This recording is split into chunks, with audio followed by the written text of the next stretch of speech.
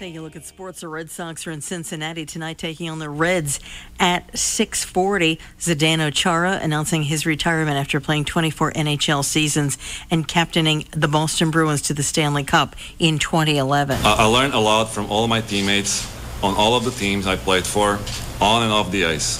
But some of the best memories are with the teammates that we were able to reach the ultimate goal of winning Stanley Cup together in 2011. Bringing the Cup home to Boston and its fans created an unbreakable bond that we will share for the rest of our lives. And Charo, a candidate for the Hockey Hall of Fame. We've got Josh Nichols' latest forecast. He's in for Rob Gilman, and that's brought to you by Life Care Center of the South Shore. They're looking to hire full-time, part-time, and per diem nurses and nursing assistants for all shifts. Contact them directly or visit lifecarecareers.com. Hi, I'm Kathy Beam from Life Care Center of the South Shore. We are proud, once again, to be named one of U.S. News and World Report's best nursing homes. Only 13% of skilled nursing facilities earn this title, and Life Care Center of the South Shore is one of them. U.S. News and World Report, the global authority in healthcare rankings, combines comprehensive information about safety, care, compliance, and clinical outcomes. The care we provide at Life Care Center of the South Shore can be as short as a few days or weeks after a hospitalization, or years for aging family members who can no longer live on their own. Choosing the right facility is important. The past 2 years have been difficult, but Life Care Center of the South Shore is proud to be recognized for our continuing excellent care. For more information or to schedule a tour, call 781-545-1370. That's 781-545-1370. Life Care Center of the South Shore, doing whatever it takes and then some. An active weather pattern across the South Shore as a potent cold front heads our way, heading into later Wednesday night and Thursday morning. Behind that front, we have a fall air mass to talk about for the end of the week. And going into the weekend, I think we've got some beautiful weather to look forward to. But in the meantime, for this evening and into tonight, we'll look for plenty of clouds, some areas of fog, a little bit of drizzle, a couple of showers as well. The overnight low temperature into the mid-50s. Tomorrow starts with clouds, ends with sunshine. We'll find the breeze coming in out of the north, the high temperature in the low 70s. And then on Thursday, plan on scattered showers and thundery downpours as a potent cold front heads our way. The high temperature for Thursday in the mid-70s. For WATD, I'm meteorologist Josh Nichols. Right now looking at 61 degrees outside our South Shore studio, 613. That's local news. I'm Christine James. Stay tuned for Talk Real Estate with Sharon McNamara right here on 95.9 WATD. Now, Talk Real Estate with Sharon McNamara, sponsored by Boston Connect Real Estate Services. Hi, I'm Sharon McNamara, and you are listening to Talk Real Estate Roundtable. Let me share a little bit about my background before we get started. I am the broker-owner of Boston Connect Real Estate, a boutique real estate firm that is home to over 30 real estate sales and marketing consultants who service home buyers and home sellers throughout Boston, the South Shore, the South Coast, and Cape Cod. Our firm takes pride in assisting our clients in the next chapter of their lives by taking a holistic approach to their real estate endeavors. We believe that every move should be a moving experience. Every week, my real estate team member Mary Baker and I, along with the director of Boston Connect Real Estate, Melissa Wallace, provide you with our unique marketing approach to selling homes and share with you our expertise in navigating the home buying process. We like to mix it up sometimes, so not only will you hear our perspective on real estate topics, but you will hear the expert thoughts and opinions of some of our real estate agents at Boston Connect Real Estate and the preferred professionals that we trust. Be part of our roundtable. If you have any questions during the show, please call 781-837-4900. We'd love to talk real estate. Follow us on Facebook, Instagram, and wherever you listen to podcasts at Talk Real Estate Roundtable. If you would like a one-on-one consultation with me and my team or one of the dedicated agents at Boston Connect Real Estate to discuss your real estate needs, you can connect with us at bostonconnect.com or 781-826-8000. Now, sit back, relax, take good notes, and let's talk real estate. And hello to all my South Shore neighbors. You are listening to Talk Real Estate Roundtable. My name is Melissa Wallace, and I am joined in studio by the one, the only Sharon McNamara. Hello, hello. Hello. Sharon's getting us all set up on Facebook. So we're going to be live on Facebook. We're live. We're live. Okay, well, it's time for me to share it all. But yeah, we are live. We're live today on Tuesday. We're back in our studio though. Last Tuesday we were at WATD. Oh, yeah, I forgot about that. It seems so long ago. That was fun though, hanging out with George, right? Yeah, it was. It sure was. It was different. It was like a different vibe. It brought me back to a couple of years ago when we used to have to go in there every week, and now we're live here twice a week. So well, we used to go in there on two wheels. On two wheels, yeah. We come down the stairs on two wheels. I know. Yeah, but it was a lot of fun. WATD had their open house last week. And there were lots of people there, and they had all kinds of food and treats, and I stayed away from the cookies, so that was good news. And then we got to hang out in studio with George, so what could be better than that? What could be better? Nothing could be better, I guess. Well, tonight we are live in our home studio here at our office at Boston Connect Real Estate, of course, the sponsor of our show, Talk Real Estate Roundtable. If you are in the area near Pembroke Center and you want to see our studio and you want to see us live and maybe come ask us some questions about real estate, we are happy to have you as a guest, so feel free to stop on by. We've been doing a lot of planning, so stay tuned and listen in on Tuesdays, this time 6:15 to 7, and every Saturday morning from 10 a.m. to 11 a.m. to hear about some upcoming events that we have coming on and going on in the area. So we're having a big meeting tomorrow to discuss some of our events. I feel like we'll have more details for Saturday. We're here Saturday, right? Yeah, we're here Saturday, as far as I can tell. Yeah. I think so. Yeah. George, do you have a dog? No, I don't. Why? Oh. Well, you might want to borrow one, because I'm just going to give a little hint of one of the things we're going to be doing. We're going to be doing a Halloween party here at the office, but we're going to be doing a dog parade, so people can dress up their dogs, and we're going to have like a contest, for top, costume, and we're going to have other vendors here. So if you are a vendor out there and you have anything related to dogs and pets and stuff like that, give us a ring and let us know about it, because if you want to have a table, we're going to be setting up some vendor tables. There's no charge for the vendor table. The only thing we're going to ask is that you have a bowl of candy, so the kiddies who do come, the kiddos, can go trick-or-treating around at all the tables. The kiddos. Not the kitties. No, I don't know why I said kitties. But the kiddos can go trick-or-treating. So if you are interested in that, feel free to give us a call at the office. 781-826-8000 is that phone number. So any of you dog vendors out there, if you want to give some gift cards or have a table or anything to promote your business, we're happy to help support our local businesses. That's We'd love to hear from you. Yeah, we would love to hear from you. Yeah. Give us a call. Yeah. Here are my digits, 781-826-8000. Yeah, we had quite a few callers last week, so that was fun. Yeah, that was one woman, fun. what was her name? Was it Lisa? Didn't we get two women? Yeah, I believe so. Yeah, we got two women and a man. Are we supposed to send her a gift card? Yeah. Yeah, we have to, but we didn't get her address. We only got her phone number or something. I don't remember. All right, we have to remember that. Yeah, we got to remember that. I think you sent me the message right after. I'm like, I got to go home and celebrate Dexter's birthday. Yes. That was Tuesday, so we had a little birthday party for Dexter. But it was, she was fun. I liked her. Yeah. Yeah, that was Lisa from Norwell. Lisa from Norwell. That was good of you, George, to remember. So tonight we're going to, you know what? I know fall's your jam. Fall is my jam. I'm in a fall outfit today.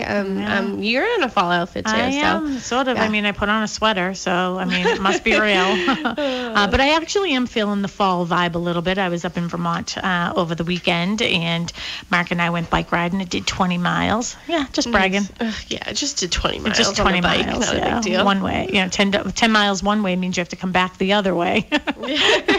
Yeah, unless you get like a bus or something to bring you back. There was a part of me that was like, how much? Can you get an Uber that has a bike rack? Yeah, I'm sure. There's a service for everything. There really is. But it was absolutely beautiful up there. No foliage yet, but I'm in the mood for some apple crisp, if I can find a Weight Watchers recipe, because I'm also doing that. Yeah. Anything else you want to share before we get into our topic? Oh, no, I don't even know. Yeah, I'm in another world right now. So fall being our jam, I was going somewhere with that. Yeah. Tonight we thought that we would talk about fall maintenance. If you're thinking about putting your home on in the fall market, it's a very, very good market. And again, inventory is still very low. You're better off to be one of less inventory than one of much inventory. I say it all the time. Yeah. But we're going to go through some of our fall October tips. Yeah. Well, we're still in September. Oh, yeah. Did I say October? Yeah. I'm thinking fall in general, fall maintenance You know tips. why? I said October because I was actually thinking about Oktoberfest beer. Oh, you don't even like beer. I know. I'm not really a beer drinker, but I like that. Beer with us, everybody, because we're going to be off the walls tonight, apparently. But speaking of some walls, we'll talk about fall maintenance tips for your walls, I suppose. But we are going to be talking about top fall maintenance tips, whether you are thinking of putting your house on the market or maybe just maintaining your home until you are ready to put your house on the market. Maybe it's in the spring, but like we've said before, the time to sell your house is when you're ready. So you haven't missed a market. You are going into a new one, is like what we like to say. And we said that a couple of weeks ago when we were saying, we're talking about, did I miss the market? And well, which market are you talking about? The market from 2010? Yes, you missed that. Yeah, luckily you missed that. However, now we're in 2022. Yeah. So, but yeah, so why don't do you want to work our way from the outside in, or how do you want to do it? Yeah, I think that sounds good. We'll start from the outside in. So one of the things too, so we're going to have a little bit of a mixture here of top maintenance tips and some ideas when you are putting your house on the market. Also, if you want to ask us a question that's off topic to this topic, feel free to call us, or if you just have some questions about this topic, feel free. George will get you through to us, 781-837-4900, and we will be able to get you through and ask your questions. So we hope we have some more callers tonight. So let's start on the outside. So let's see. If I was taking on a new listing with a client and I would start like on the outside and just like sort of looking around, I think it's really nice, like from, I guess, a staging perspective. I mean, we always say curb appeal is the number one appeal to getting someone in your house. It's like love at first sight, right? Yeah. So, which happens. I'm just thinking about love at first sight, and then I was like, you looked at me. I'm like, I have not experienced love at first sight. Well, I was just thinking. I mean, can love at first sight really happen with somebody that you don't find attractive? I don't know, but we have to stick to our topic. No, this is very much on topic because like, am I gonna fall in love with a house if I think it's ugly? You can do what I try to do and find the good in people, or find the good in the home. However, it doesn't always work out. Nobody has an ugly baby. I know. I say that all the time too. All right. So the first thing I would do is I would just make sure, hey, this is a perfect time to get some mums. We have to get our mums around here. I'm going to do mine this weekend, actually, at my house. So, just some nice, colorful mums or some plants or something like that. Again, this is if you're selling your house. This isn't a maintenance tip. Yeah. So I would just make sure that that's all freshened up when you're doing stuff. Now, is your mom already calling us? Yeah. Is she telling me to take a nap? I can't even look at that because, I just can't. Stop texting me, Mom. So that would be a cosmetic thing. So why don't you give people a maintenance tip? Yeah, so we've talked about this several times on the show, but Sharon, something that you did a year or two ago was you took a walk around your home. And I know that sounds so simple and seriously, that's a tip. Well, there's a whole part of I have another tip. Don't eat yellow snow. You have to walk around your house. I'm trying to stay on topic. You have to walk around your house because Sharon has a side of her house in the side yard where her chimney is from her fireplace that she never goes to. The dogs don't go over there. She doesn't ever set anything up there. Nothing. The lawnmower goes on that side. That's about it. The sprinkler system goes off. It's not nothing else goes on over there. But she took a walk around and noticed that she had a huge crack down her chimney. Like, it was a massive crack, by the way. Like, the whole thing could have came crumbling down. Yeah. So I would say my tip is to think of somewhere or around your house that you never really go to, or you haven't gone in 6 months. You know, it could be the attic. People don't go into the attic until they're looking for something that's up there. Well, you might not know that there's an issue up there, or maybe a critter living up there. Yeah. Sometimes you hear the critters, but yeah. a lot of times you don't hear the critters, and they can do a lot of damage other than just leaving droppings. A lot of times they're getting into wires and things like that. But that's inside, so I'm going to stay on topic, and we're still outside. Yeah, but I do think that it's really important, though, as you're saying, go to the areas that you normally don't go to. Like you said, I never go to that side of my house. And I guess it's just sort of getting your mindset into really, really discovering your property and knowing what's going on with your property, because, I mean, it's important. Well, now I'm thinking you have built a 3-car garage, detached garage. How often do you go on the back side of that garage? Hardly ever. Okay, so my challenge to you is maybe not after we leave here. It might still be bright out. Yeah. But maybe in the morning, go behind your garage and see if you can see anything. And I really do think it's one of those things. I mean, here's going to be one of my tips that, grab a notebook and spend a day and an afternoon going through your own home. Pretend you're giving yourself a little home inspection. And if you haven't had a home inspection before, we talk about it enough. Yeah. Shame on you. Yeah, you can pretend. I mean, literally, you're going through every room and every part of the exterior of your home, and you want to just look.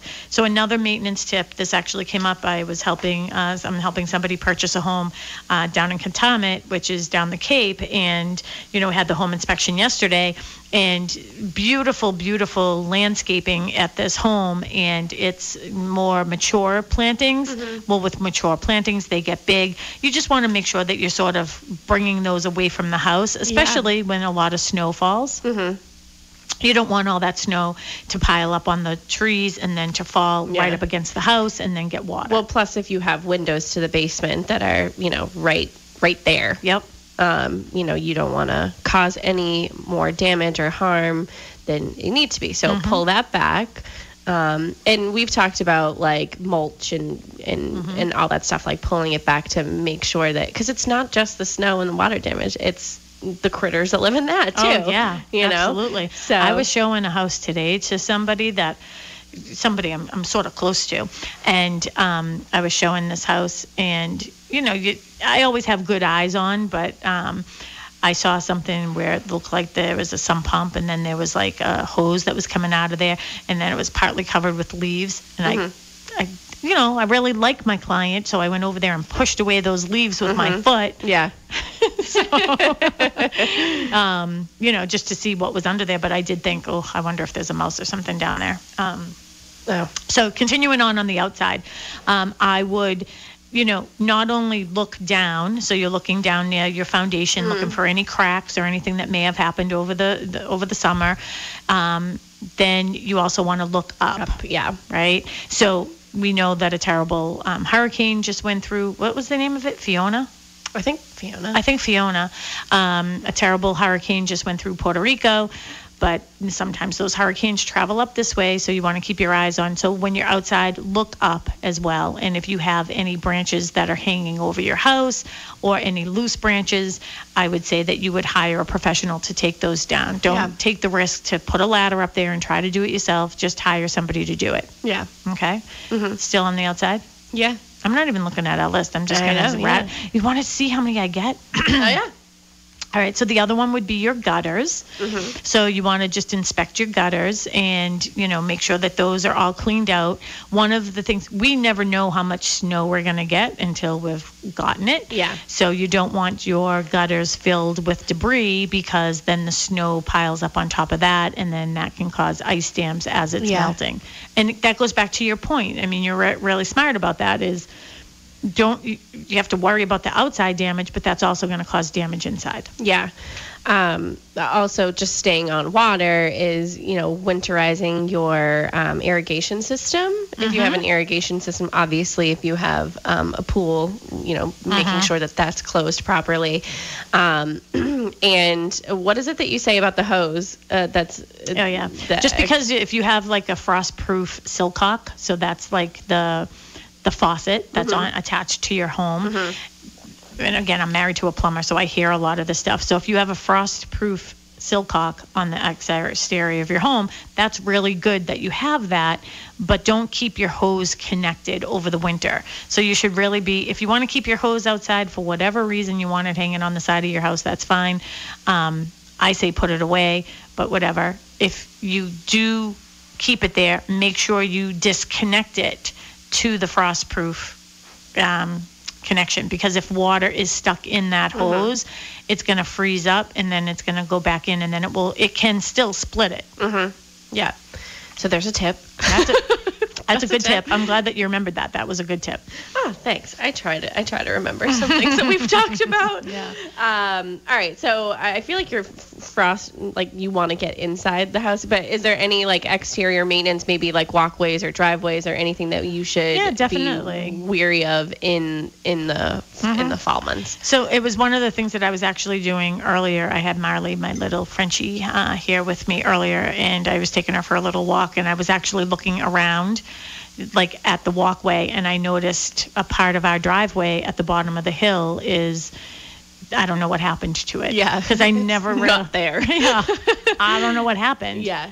I mean, that's a newer driveway, so I don't know how that happened, but it's definitely something that I want to get taken care of before snow falls or ice falls. Oh, well, what about at your own house? You did a post about that, so talk about that. Yeah, that was so interesting. So if you follow me on Instagram, I think I'm Sharon McNamara, or Sha McNamara on Instagram. You can find me on there, and sometimes I do these posts. I have a lot of these moments in my life that, it's like things that make you go, There's so many of them in my life. So the other day, I went out to get the mail, and we just did our driveway over. And when I mean, we didn't just like surface it, like it was ripped up, new everything put down, brand new driveway. We also made our center. We have a center island because we have a round. Yeah. What is that called? It's it's like a horseshoe driveway. Circle? Yeah, half circle driveway in the front. Yeah. But then you have a regular driveway on the driveway. side. Yeah. But we made the island smaller, and because we wanted it smaller, just for easier access. And then Mark had noticed that there was like a hump, like growing. It was like we needed Dr. Pimple Popper. So that's all I can relate it to. And it was like this thing. And I was like, wow, that's sort of weird. Like, I don't know what's causing this. Why would there be a bubble right there? Yeah, why is this bubbling? And then just last week, it was so amazing that through that was like a little green stem coming through. Yeah, it was just poking out of the driveway. It was poking the brand out new of driveway. Asphalt. Yeah. Like, that is determination. Yeah. But anyways, we noticed it. I called the people who did the driveway right away because I want that repaired before the winter, because I don't want that to become an issue. Because remember, we're in New England. We're going to get snow. Someone's going to be out there plowing, and I don't want them to rip up the entire driveway when that happens. Yeah, and by someone, it would be Mark, because he has a plow. He has a plow, so he's the one plowing it. Yeah. So I thought that was interesting. That was a cool one. Yeah. I don't know about anything else. But walkways and things like that on the exterior, I think it's really important. If you have brick staircases, brick steps going up to your front door, just make sure you don't have any loose. Yeah, make sure you don't have any loose if you need to remortar, any of that type of stuff. You want to be really giving your house just a once-over. And you know what? There are a lot of things that you're going to come across. I'm looking for safety and hazard. That's what I'm doing this sweep for. But this is also a good exercise of things that you just, you keep on saying, oh, I really want that done, Yeah. Do we say redirect drainage? No, but that's a very, very important one. Okay. So say it. You redirect your drainage. There we go. Another fun tip from Melissa. No, that's really important. Well, that would come into play with your gutters. Yeah. So again, I talk about my own house a lot because I'm there. You own it. So yeah. But the other day, when we did the driveway over, we did some work finally on the front of the house, and we removed a lot of the overgrown sort of bushes, and we put in some new stuff and some new mulch. And I noticed the mulch is splattering up against the house, and I was like, all right, so something is leaking somewhere.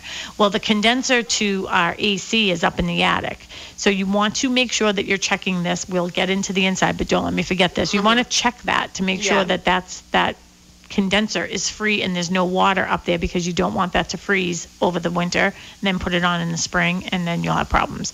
But I noticed there's like this drip, drip, drip.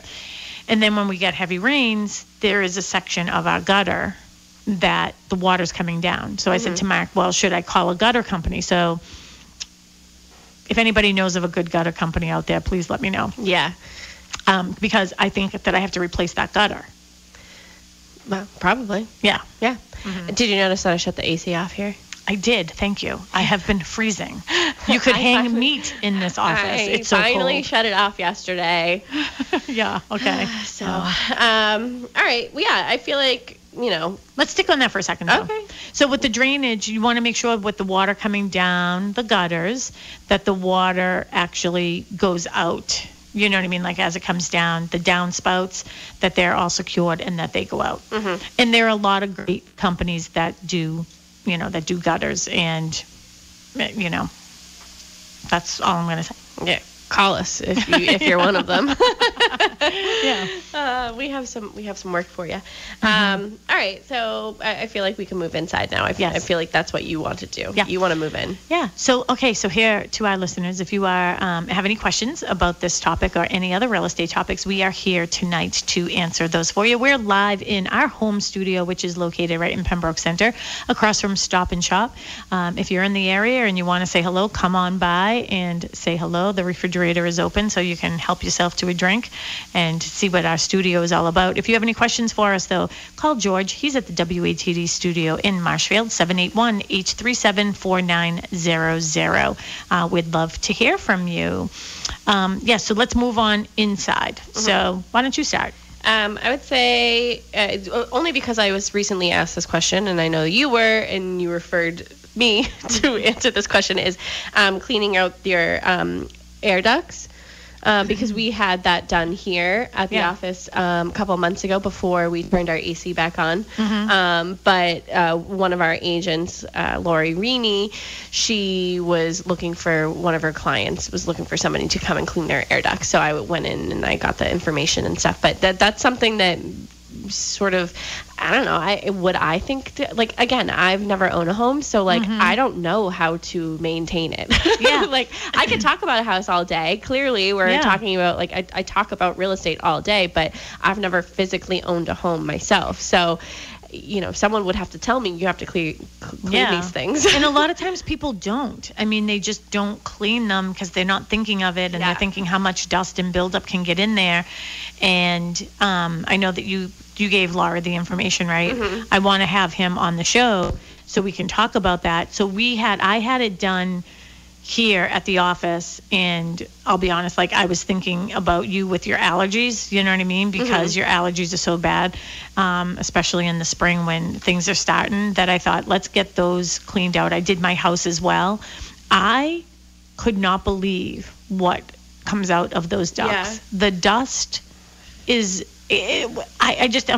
honestly, there's not much that amazes me, but that amazed me. Yeah. So it's important to do it. So Laurie's client probably has forced hot air, and they're thinking about getting their air ducts done before they put the heat on. See, we have forced hot water for our heat, so we don't think about that in the winter, but in the springtime, certainly. And we're really good about changing out our filters. So you should be changing out your filters. I think we do it every quarter. Yeah.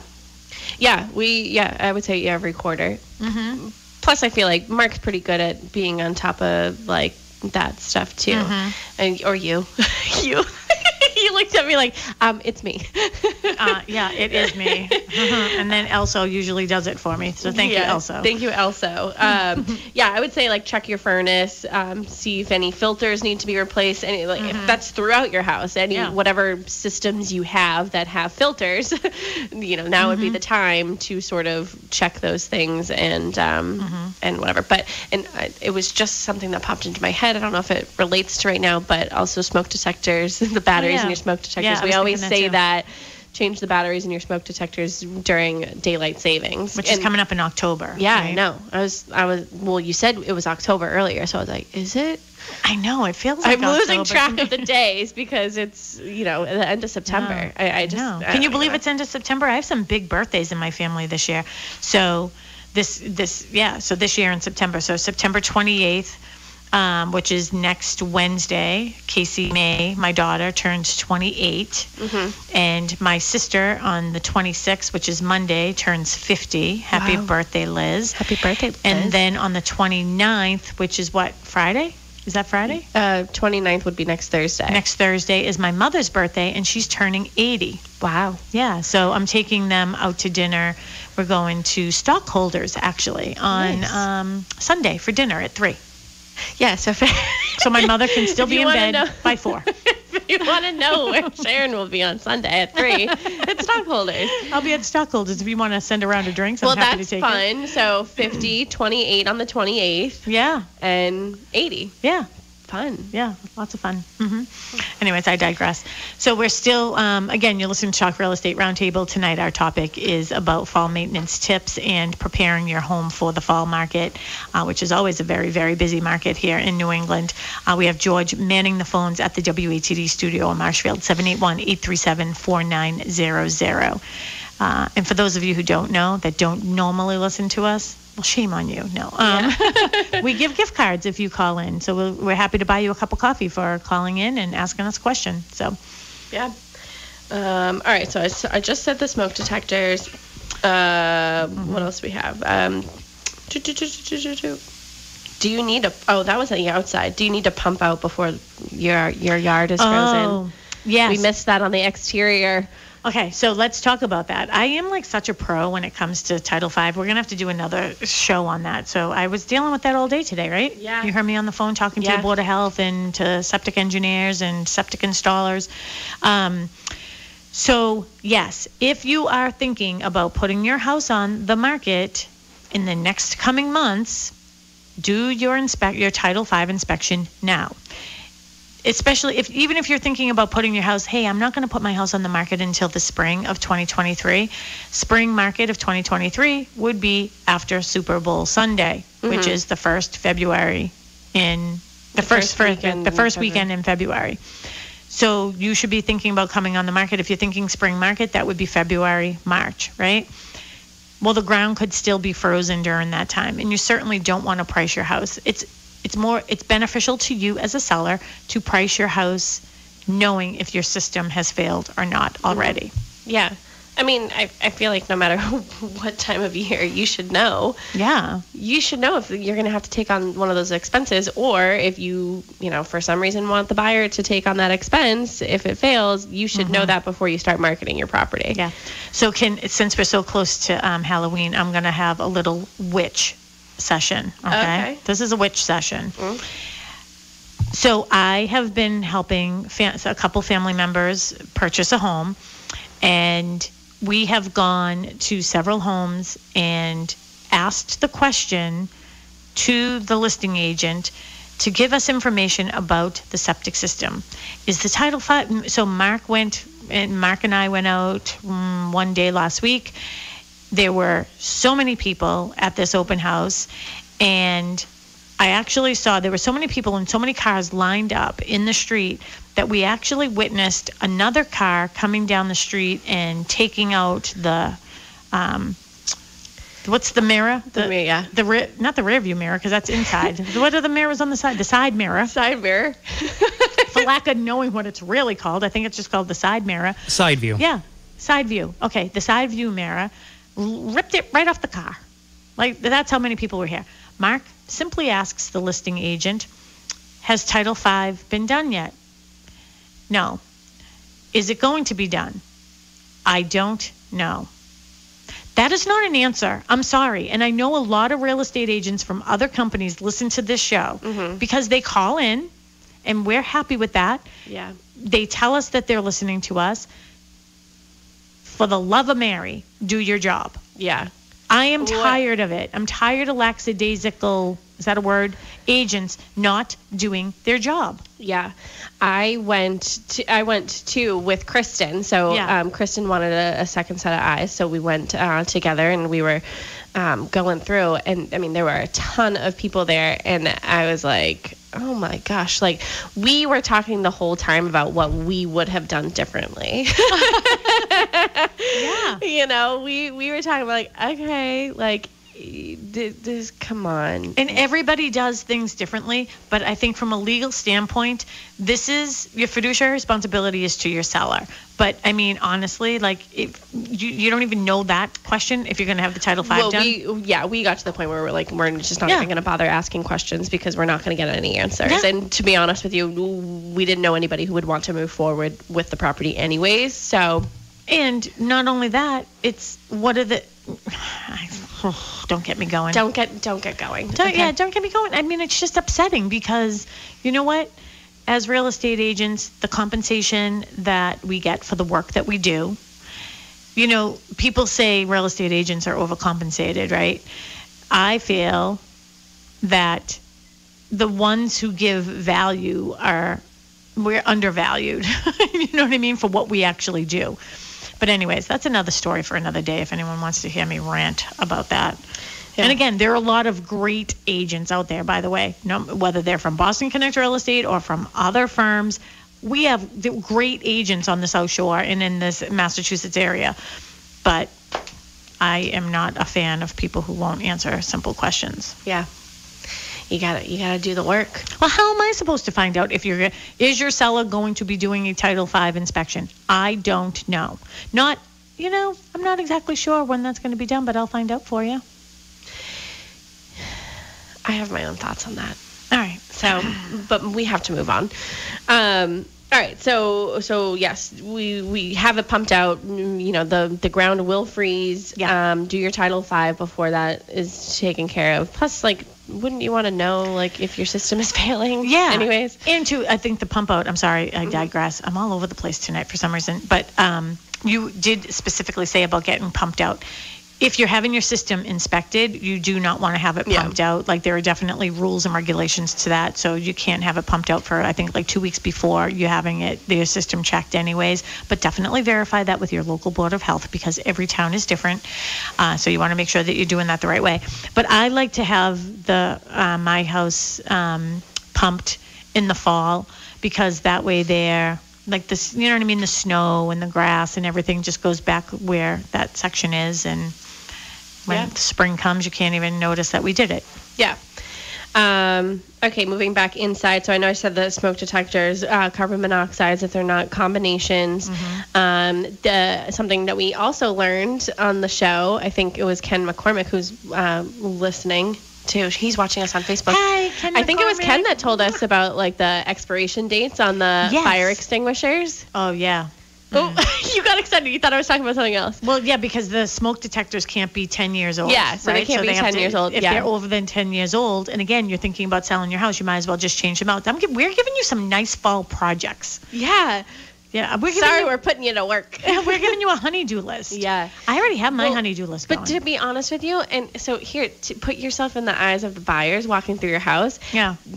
Now the buyers are very savvy, and they because, you know, of the market that we just came out of or that we're going into, they're smart. And so they're not going to come in there and be like, oh yeah, like all these things are totally fine now. It's like, if you haven't maintained your property, your offers are going to reflect that. Yes. And Ken did say that there are expiration dates on the fire extinguishers. To my response was, I wouldn't know how to use one anyways. So I'm just running out of the building. Isn't there like a thing that you pull and then you start what comes spraying? out of it? I don't know. I just Is always it foam? think of... Is it foam or something? No, I think it's like water. It's like I don't know. I always think of the Santa Claus when he like burns the turkey. in the beginning of the movie, and then they have to go to IHOP. Yeah, no idea what you're talking about right You've now. never seen the Santa Claus? No. Oh, for crying out loud. I like Elf, and I will watch it over and over again. Oh, you gotta watch the Santa Claus, because Bernard, the head elf, was my favorite. It's a great movie, Sharon. See, there you go. We'll have to have a movie night here at the Thanks, office. George. Yeah, And I've seen you're Elf too. invited. They're both good movies. Bring popcorn, yeah. You're Yeah. not Santa. You smell, smell like beef and cheese or something. Yeah. Yeah. Okay, yeah. So I don't know what comes out of a fire extinguisher. If you know what comes out of a fire extinguisher, give us a call. Yeah, let us know. 781-837-4900. But we should check ours, though. And we haven't checked ours in a while here, so we should check them. Where is it? I forget. Shh. We know exactly where they are, don't we? Yeah. Oh, yeah, They're yeah. in the closet. There's one downstairs at the bottom of the stairs. There's one in the back room near the boiler. All right. Well, I'm not sure. I think there's might be one upstairs in my office. I have no idea. I don't know why anyone would put a fire extinguisher in my office. Maybe because they think that the fire would start there. But other than that, I'm not going to know how to use it. Oh gosh. Yeah. Well, maybe we can take a course or something. How to just Yeah, I think that's a great prepare idea. for anything. Well, since we're there, hey, Melissa, already, this show has gone so many sideways. I got to tell you a story. Mackenzie, so my daughter Mackenzie works at Salve Regina, and she had to leave the other day, buy some cupcakes for some event that was going on at the school. She came back and all the fire engines were there and everything, and the fire alarms were going off in her. She lives in one of the dorms. She's not a student there. She works there, and her apartment is like up on the third floor, like all the way up. Yeah, the penthouse. Yeah, and Tallulah was there, her dog, and she ran in. I go, you ran into a building and didn't even know if it was on fire? And she's like, yeah, I had to get Tallulah. Yeah. And I was like, well, what was Tallulah doing when you got there? And she's like, standing at the door wagging her tail. Yeah. Well, she was ready. She knew that her mother was coming. Yeah. Good news is it only went off because there's no exhaust in the bathroom and someone was taking a hot, steamy shower. Oh, well, I was making chicken wings at home last night, and the fire alarms were going off. The whole house was filled with smoke, everything. Never happened before. I think I used too much oil, but whatever. All right, keep going. All right, so we talked about heating system, chimney and fireplace, inspect and clean, attic ventilation, make sure the attic ventilation doesn't cover any vents or anything that's coming out. Again, we've talked about Soffits. that, yeah, with mold, any issues. Like I said in the beginning of the show, go up in your attic. How often do you do that? Not very often, unless you're getting something out of it. But, take a peek up there. Take a look And too, at that's a good feng shui thing. I mean, hey, I'm all about doing the cleaning, and if you're thinking about coming on the market in the fall or in the spring or in the winter, again, I think that these are all great months right now because you're one of less inventory rather than one of much. But from a feng shui standpoint, cleaning out your attic is the first place you should start because it's heavy. It weighs heavy on you, heavy on your head. So get rid of that. Clean the attic. Nothing feels better other than clean sheet night and balanced checkbooks all on the same day. Holy a clean attic moly. is up there, too. Clean attic is up there. No pun intended. I get it. All right, so staying on cleaning, clean your oven. Yeah. And degrease the range hood and filters. Yeah. That could be a safety issue, especially if you don't have proper ventilation outside. You could start a fire. Yeah. And you better pray to God that we're not there with a fire extinguisher because we don't know how to use it. Done that, been there. Been there, done that. I started. Done that, been there. Yeah, I did that. I said, Ken McCormick can attest to it. I think he showed up at my house. Yeah. Yeah. I was sterilizing bottles. I don't even think you guys have to do that type of stuff anymore, right? I'm not certain. I don't know. I don't know. I think maybe. I see it on people's registers. You see people on registries. like a thing. There's like a machine now. See, I don't have a machine. I had a bucket of water, like a big saucepan. I bet your mom would know. She probably did it the same way, and then you would put all the bottles and nipples and everything. You'd separate everything, put it in and you would boil them. Huh? I forgot about them. You forgot about them. All the water went away. Oh my gosh. Yeah. It was a mess. Well, luckily your house still stands. Yeah. And Ken was there to save the day. Ken was there. Okay, so what else can we say about, because we only have about 5 minutes left. So for the interior. For the interior, I would say, do the same exercise that you gave the suggestion for the exterior. I mean, walk around your house and go into places where you're normally not going, like into the attic, like you said, into the basement, into crawl spaces. A lot of houses, like Cape-style houses, have like the little crawl spaces in the front of the house.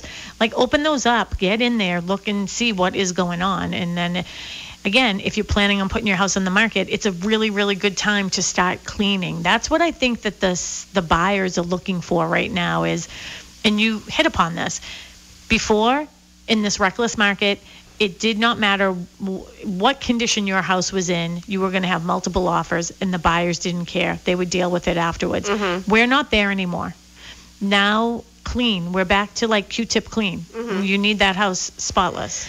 I have a question actually about radon. Do you think it's better to test for radon in the wintertime because everything's closed up? No. No? Well, it matters who you are, I guess. I mean, if I'm me. Yeah, if you are the buyer of a house, radon fluctuates, you know what I mean? Mm-hmm. So, I mean, there are so many different variables. Let's do a whole show on radon. Let's get a radon specialist on with us and we'll talk about that. But a short answer for you would be radon. I have had a situation where I had a high radon come back, and it was right after a snowstorm. And I just felt as if because of that, that's what caused the high radon. Radon gas had nowhere else to go, so it came into the house, like up through the ground. Mm-hmm. And there was a sump pump, and the sump pump wasn't covered, so that's how it easily got into the house.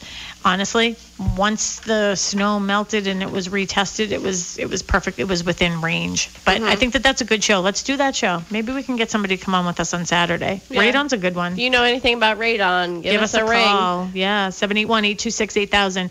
Well, we only have a few minutes left. Were there any final thoughts for our final seconds here before we tell everybody how they can find us? Honestly, my top tip is to just take a walk. Take a walk around. Look around your house. I mean, have some pride of ownership and look at what you have built or anything.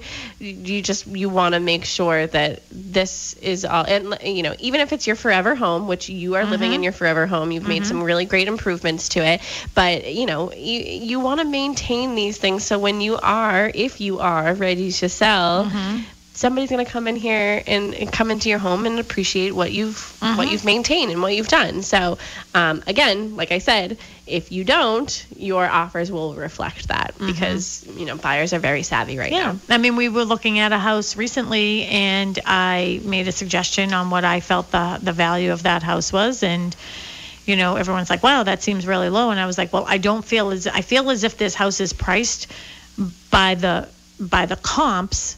I don't feel like this house is priced according to the condition that the house is actually in. Right? Yeah. So, I mean, there is a difference. And that's why you hire a professional, and that's what we do. If you would like a one-on-one consultation with me and my team, feel free. Oh, Mary Baker is not here with us. She's showing houses. She's showing houses right now. But if you would like a one-on-one consultation with me and my team or one of the other dedicated agents here at Boston Connect Real Estate, we are happy to serve you, and we always put our clients first. So we want to make sure that you're protected for this big investment that you do in your life. So if you're buying or selling, call us at 781-826-8000. You can also find us past shows. Mel? TalkRealEstateRoundtable.com, or you can search for Talk Real Estate Roundtable in your podcast app, Apple, Spotify, all that fun stuff. You can go to BostonConnect.com, find all of our contact information. You can also follow us on social media because that is another way to find out about all of our wonderful events that we're having for the rest of the year. So it's Boston Connect Real Estate, and you can go to McNamara Broker Team as well on both Facebook and Instagram. And anything you can go on YouTube. You can go on YouTube. Find us everywhere. Hey, George, have a great week, and I don't know if we'll see you on Saturday or not, but I think we got Tim, so thank you so much for tonight. Oh, no problem. See ya. Bye. Bye, everybody. Take See care. you Saturday.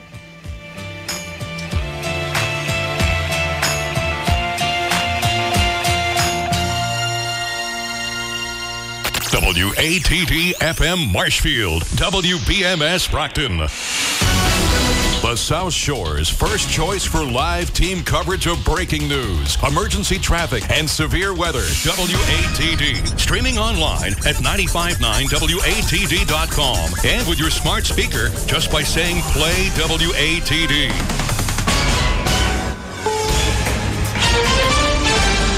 Hurricane Fiona aftermath. About 80% of Puerto Rico is still without electricity. Taking food out of the mouths of children in need. The scheme worked for about 2 years.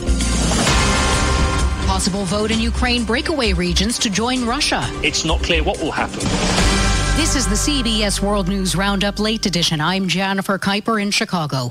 With much of Puerto Rico without power after Hurricane Fiona, generators are doing what the power grid cannot. The Category 3 hurricane blasts the Turks and Caicos Islands after leaving at least 3 dead in Puerto Rico and the Dominican Republic. CBS's Christian Benavides. Residents are storm weary. Blackouts are common. More than 3,000 homes are still covered in blue tarps. Our people has PTSD after Hurricane Maria. We are trying to rebuild again, start from scratch. This is who we are. The National Hurricane Center says Fiona is expected to strengthen to a Category 4 storm as it approaches Bermuda Friday. It is not expected to threaten the U.S. mainland. Christian Benavides, CBS News, Miami. Feds charge 47 people in Minnesota with conspiracy in what's billed as the largest pandemic fraud scheme to date. CBS's Jeff Pegues reports. Prosecutors say the defendants stole more than $250 million in federal money. And while they were supposed to be feeding needy children, they were actually feeding their own appetite for luxury goods, including cars, jewelry, and real estate. Investigators say the suspects generated false names and kept fake logs of the children that they were feeding. The judge tasked with reviewing evidence the Justice Department collected from Mar-a-Lago is already encountering pushback from former President Trump's legal team. CBS's Scott McFarland. The special master selected for this case, federal judge Raymond Deary of New York, got down to business with a 45-minute hearing, saying he'd move as quickly as possible through the process and asking Trump's legal team to show some information or details about his claims that he declassified some of those records seized from Mar-a-Lago. The Trump legal team said no, that it might compromise their defense if there's an indictment. President Biden says the U.S. is seeing more migrants trying to enter the country from Venezuela and Cuba, and it's difficult to return them to those countries, but we're working with Mexico and other countries to see if we can stop the flow. Florida Governor Ron DeSantis, who sent 50 asylum seekers to Martha's Vineyard, says everybody now knows, and it was only because you had to have the elite who want to have the cost on everybody else and they don't want to have to shoulder that. That's the only reason now people are talking about this. Stocks closed lower ahead of the Fed decision on interest rates. The Dow closed down 313 points. NASDAQ plunged 110. Now this. This hour's newscast is presented by Rocket Mortgage. When you need cash out of your home and a simple way to get it, Rocket can. Autumn begins with the autumnal equinox on Thursday at 9:04 p.m. My forecast in the meantime, though, for the night tonight calls for plenty of clouds and some areas of fog. We'll have some drizzle as well, along with a spot shower. The low temperature into the mid-50s. Tomorrow, for the day on Wednesday, don't be shocked to wake up to a cloudy sky, but do realize that later into the afternoon, sunshine will be on the increase, and it will turn out to be a decent afternoon and a decent day at that matter. The high temperature into the low 70s with a gentle breeze. Tomorrow night, we'll find patchy clouds and starlight, the breeze out of the south. Thursday offers up scattered showers and thundery downpours. Keep that in mind. Some of the thundery downpours could be gusty as well with this approaching front. Temperatures on Thursday top out in the mid-70s. Some of the warmest weather we'll see in a while, because by the time we get to Friday, in the wake of that cold front, with sunshine, highs are only into the upper 50s and low 60s. For WATD, I'm meteorologist Josh Nichols. From Boston to the Cape Cod Canal, hear topics that affect the South Shore, homegrown or national, big or small. It's time to hear all about Plymouth County. Here's your host, Alex Bazanson. Welcome to another great show of All About Plymouth County. I'm your host, Alex Bazanson. With me in studio tonight is my co-host, Roger Woods, and the one and only birthday boy from Monday Night Talk, Kevin Tachi. Thank you, Kevin. Happy birthday, Kevin. Thank you, gentlemen. You're 39. Sure, pick a number. 49. Been around the sun a few times. Well, welcome, and thank you for coming in on your birthday. Sure. Also in the studio with us tonight is Sarah McCormick from the Whale and Dolphin Conservation. She'll be joining us in a few minutes to talk about what she's doing. Later in the show, we'll be talking with Senator John Keenan. Senator Keenan represents Quincy, Braintree, Holbrook, Abington, Rockland, and probably some other towns that I missed. He's going to update us on the budget process that was passed in the beginning of August. It's supposed to be July 31st, but it's never July 31st. And what that means for the towns he represents. He'll also be talking about his campaign. He's up for election in November also. I also want to mention the Abington Copes 5K, which was held this past Sunday. It was the first one that Abington Copes did, and it was a huge success. Thank you to all the participants, and thank you to all the volunteers, and especially Melissa Cook, who is the president and chairman of the organization. This was her first time doing something like that, and she did a great job. She was on your show recently, Kevin, right? Yes, she did the week before the race last week. And I think she did a great job for somebody who hasn't done a lot of media. It looks like they had a great turnout, too. Yeah. Yep. They raised a lot of money, and it'll go to a lot of good programs. Great cause. Substance abuse programs and such. So, Roger, what's new with you? Well, I've just been helping celebrate Kevin Tocci's birthday today. We decorated the office, and we had a cake at lunchtime. It looks great. I saw all the businesses on Route 18 doing the same thing. Yeah. You know, Roger, other than that, Roger, every circus needs a clown. Yeah. You're it. Yeah. I take the mantle. So, as everyone probably heard, the final numbers we talked about last week on my campaign, I did win the primary, so it's on to November. We're looking for volunteers, for standouts, for phone banking, for anything. So if you want to help out, just reach out to us. But we're going to take a quick break now, and then we're going to be back and talk with our first guest, Sarah McCormick. All About Plymouth County is sponsored by State Representative Josh Cutler from the 6th Plymouth District, serving all or parts of the towns of Duxbury, Halifax, Hanson, Marshfield, and Pembroke. Learn more about Josh at joshcutler.com. Paid for by the Cutler Committee. When you find a good place, you stick with it. Lynch's Tavern in Abington has everything you need to unwind with your friends. Take over a corner of the bar for some lively conversation. Enjoy some cold beer straight from the tap. The bar pizza alone is a good enough reason to spend a night at Lynch's Tavern. Challenge your friends to a game of darts, play your favorite tunes on the jukebox, or instead of fighting your way into Boston the next time there's a game, enjoy watching it on a 60-inch screen TV at Lynch's Tavern. Get some of the best bar pizza on the South Shore and make the most of your night out at Lynch's Tavern, 236 North Ave in Abington.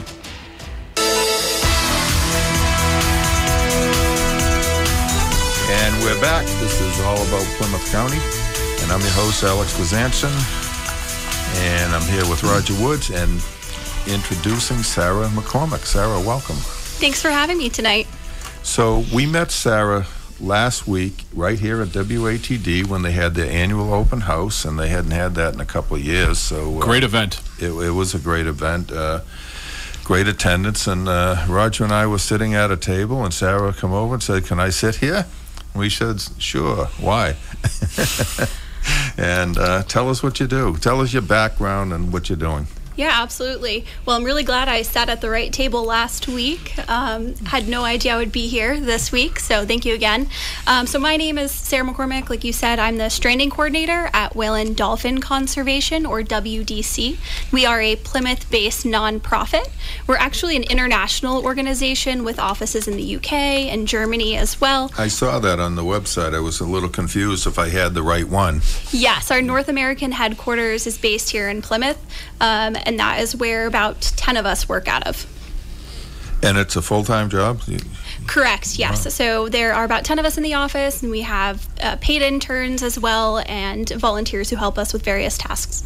So what's your background? Where'd you come from, and how'd you get involved with this? Yeah, so I grew up, born and raised in New York, very far away from the water. I studied mostly trees and wetlands, things like that, and I went and ran my school's marine lab on an island off the coast of Maine after graduating, and just fell in love with the marine environment. I met people who did stranding response work through that job, and I was immediately hooked. So I spent some time bouncing around the country in temporary positions, in part-time jobs and volunteer roles, just gaining experience with live and deceased stranded marine mammals. So whales, dolphins, seals, sea lions, all sorts of marine mammals. Where'd you go to school? I went to Cornell University in Ithaca, New York. So again, landlocked university. Yeah. Not too many whales up there. No, they did not have a marine biology program. You know what's strange? When you go up to the University of Vermont, there's a whale's tail right on the side of the highway up there. Really? Yeah. And I've never figured out why that's up there. Wishful thinking? Yeah, maybe. They're nowhere near the ocean either. So tell us a little bit about your program and what it actually does and what's the purpose? Yeah, so as the stranding coordinator at WDC, I oversee one of our main programs. So I oversee our Marine Animal Rescue and Response program.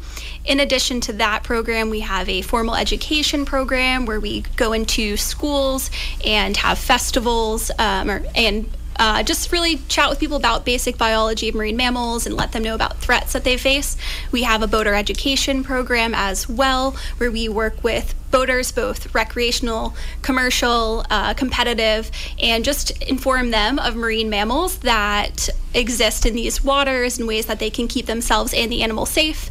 And we are also involved in a lot of policy work. So we serve on these teams that provide expert advice to government officials and stakeholders and try to guide them through that work. The work that I oversee is we rescue and respond to live and dead marine mammals from Plymouth, Massachusetts, up to Marshfield to the North River.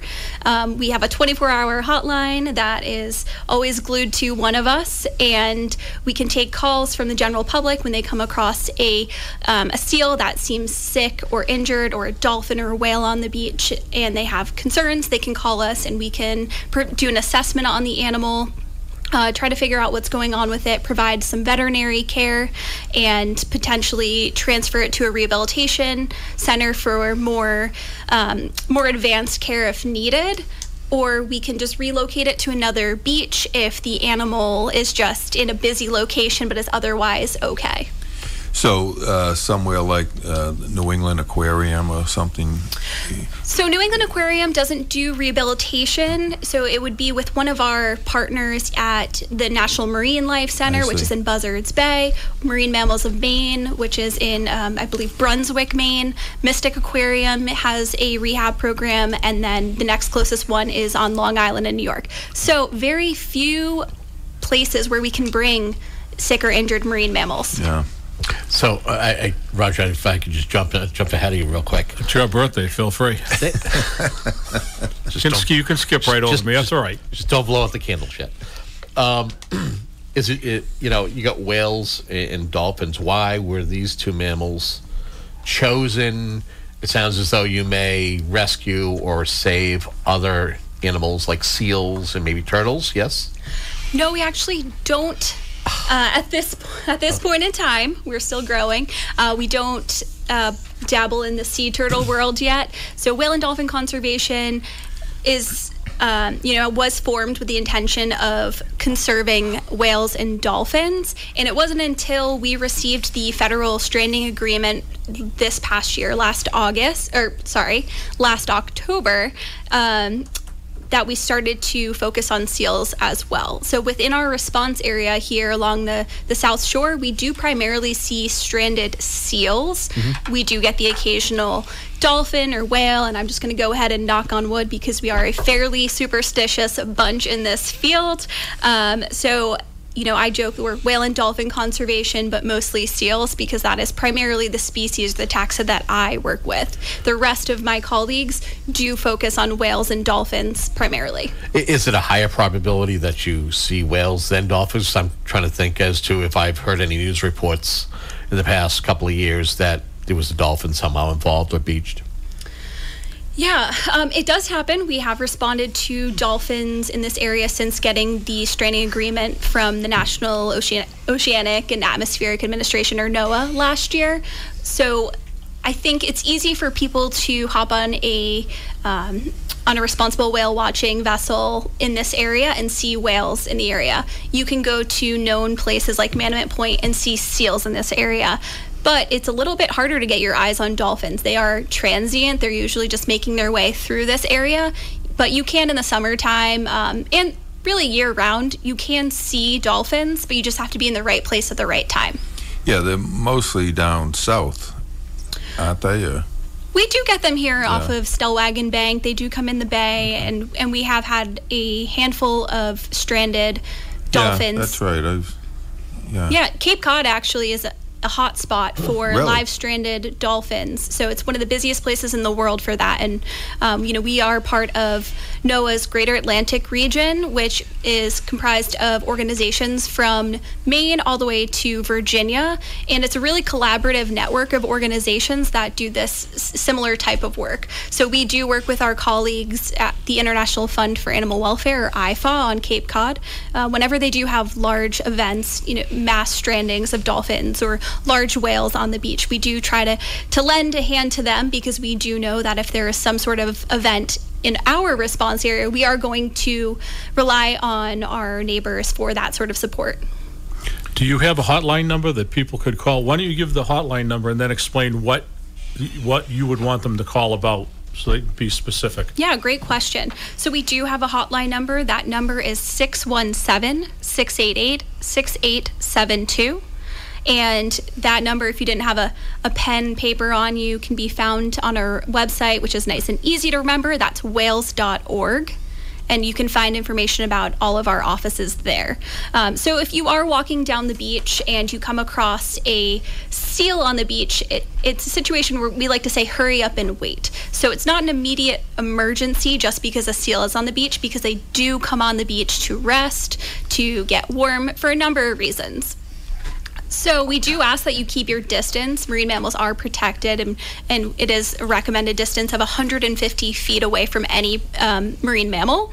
So we keep a distance, but if you are concerned about the animal, take some photos. Again, from a distance, we can find out a lot of information from those pictures. They can tell us how many people we might need to respond to an animal, what equipment to bring. Note your location. If you do have a smartphone and you can drop a pin or get GPS coordinates, that's going to be the most helpful.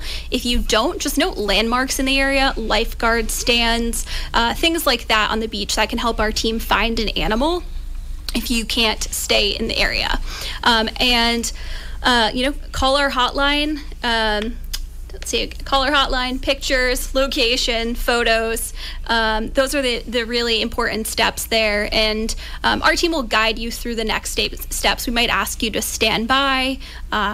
We might ask you to describe the animal's behavior as well, just while we're gathering our team and our equipment and get out there.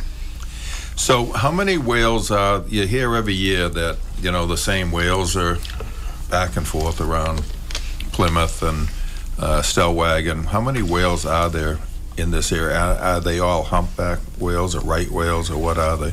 Well, it depends on the time of year. So it definitely varies by time of year. So right now, I can give you an example. The other day, WDC and our colleagues at the Atlantic White Shark Conservancy in Chatham co-hosted a fundraising cruise. It was a fantastic day on the water, and we saw about 40 to 50 humpback whales. We saw fin whales, we saw minke whales, we saw a white shark off the beach as well, and some ocean sunfish. So, there are still a lot of animals out there right now. I will say we will start to see those humpback numbers go down a little bit, and then in the early spring, late winter time, we will have almost the entire North Atlantic right whale population in Cape Cod Bay, which is incredible because they are critically endangered and there are fewer than 350 of them left in the world. So it's a really, really, really great place to be here in Cape Cod Bay. And you said most of them throughout the whole world are here? Yes, exactly. So in that late winter, early springtime, those animals do migrate into the bay, and then they'll spend a few months there before making their way north to Canada. Wow. Yeah. So how do people, how is this funded? Is it federal government or donations only? We have a few sources. So we are partially funded by the federal government. There's a competitive grant process that takes place called the Prescott Grant Program, where you do have to apply and try to receive those funds.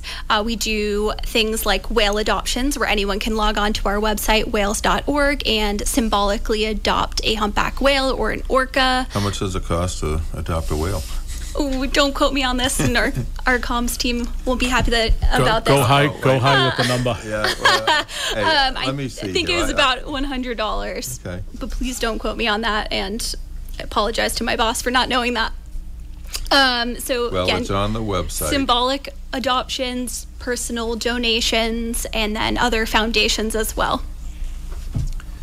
All right. So, what do you teach the average weekend boater?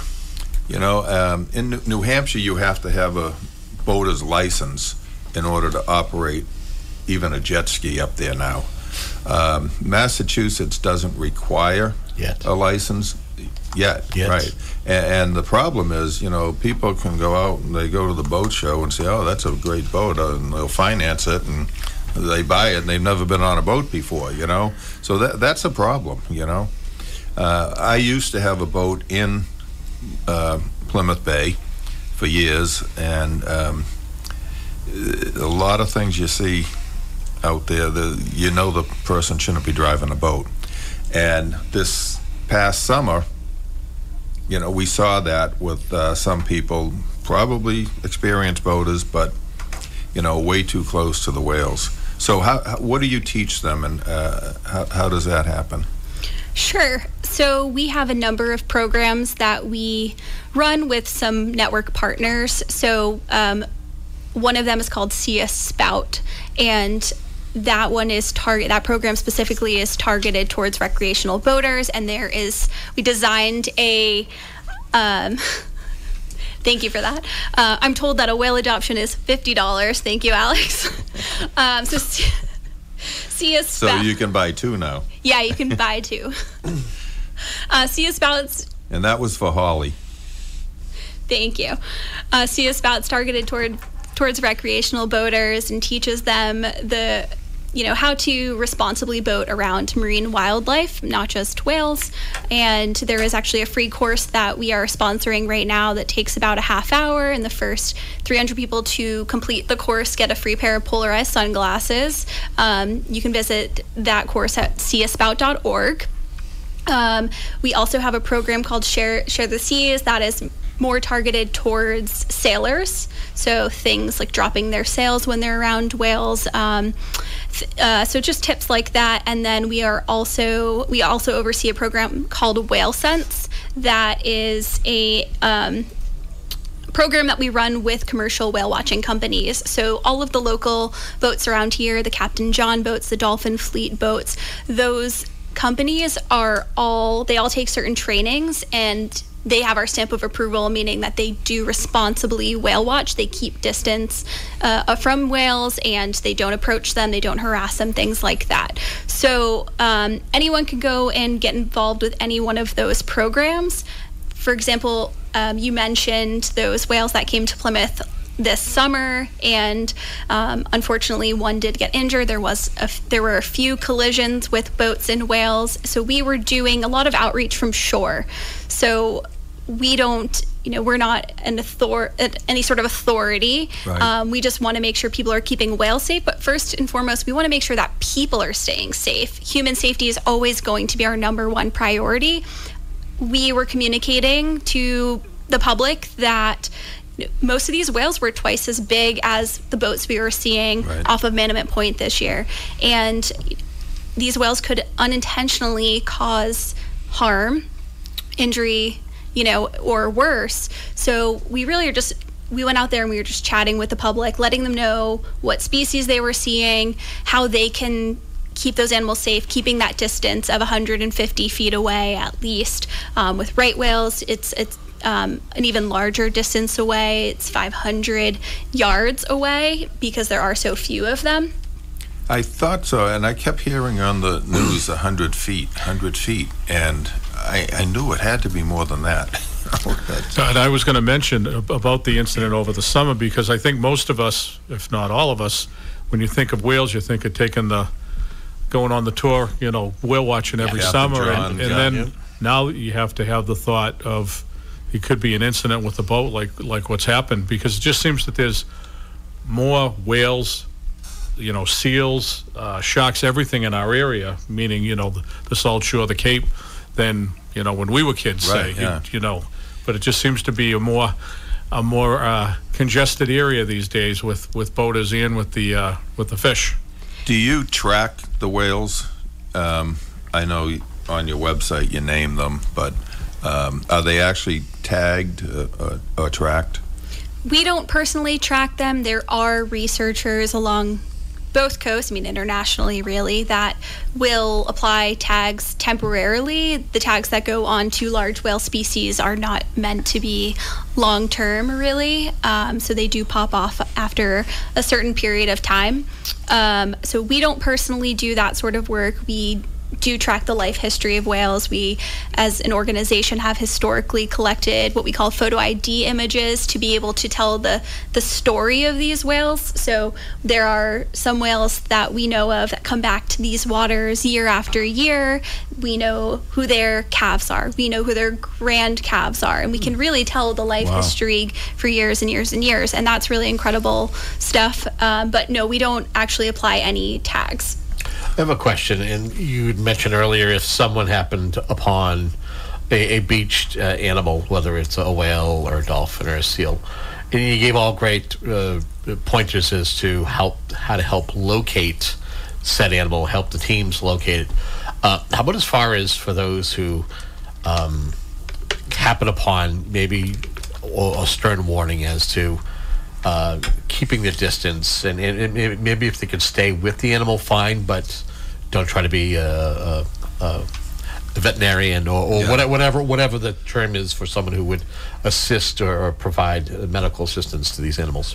Yeah, sure. So we do have some veterinarians that we work with. So we do ask the public that if they do come across an animal, even if it seems like an emergency, one of the worst things you can do is approach that animal, because it can get stressed out, return to the water, and not be able to receive that care that our team, that our veterinarians could provide to that animal. So the best thing you can do is stop, call our hotline. Again, note your location, take some photos from a distance. Again, our hotline number is 617-688-6872, and you can find information about our program at whales.org. Stop, call us, and we will send a team out to assess the animal and to determine if some sort of intervention is needed and what level of intervention is needed. What kind of medical care do we need to provide to this animal? How long do these whales live, the right whales? So they do have fairly long lifespans. However, we are seeing a lot of them dying right now due to human impacts. So that is cutting their lifespan significantly. And just for reference, there were, I think the estimate was about 500 right whales only maybe 7 years ago, and now we're down to 350 of them, or fewer than that. So you can see how few, or how quickly that number is dropping, which is why we are concerned. So we are seeing, there is definitely natural disease happening as well, old age, but we are seeing a number of large whales experiencing signs of vessel strikes. As well as entanglements. So we are, as WDC, we are collaborating with engineers, with local fishermen to try to advance that technology to explore things we call on-demand fishing or ropeless fishing gear, to try to remove that line from the water column, because we enjoy seafood. I think all of us as people in New England. It's one of the reasons why we enjoy living here. So we really want to find a way to coexist, and that's why it's important to be working with these fishermen on these advancements. I know there's some legislation now, and the lobster fishermen are not happy about it. I don't know the details on it. Maybe our next guest, might know. Senator Keenan, might know some of that. But I know it's a big problem. What about the plastic bags and pollution in the ocean? Pollution, yeah. I mean, any bit helps. Any plastic we can keep out of the water certainly helps the animals. I will, in marine mammals, we do see some entanglement. It's not so much, plastic bags that we see. It is more just debris in the water, things that people don't think about. So aerobie frisbees. So those frisbees that have the hollow center that fly, they go super far. Things like that we've seen. Toilet seats that have been tossed into the ocean around animals. So it's the objects that people don't think about that we do see harming those animals. That being said, we do see the occasional plastic bag, DVD case, things like that. So anything we can keep out of the water that can only help these animals. So if people want to donate, how would they do that? And do you have fundraisers during the year? Or? Yeah, I would say to visit our website, whales.org. We have whale adoptions there, which we now know are $50 an animal. Thank you again, Alex.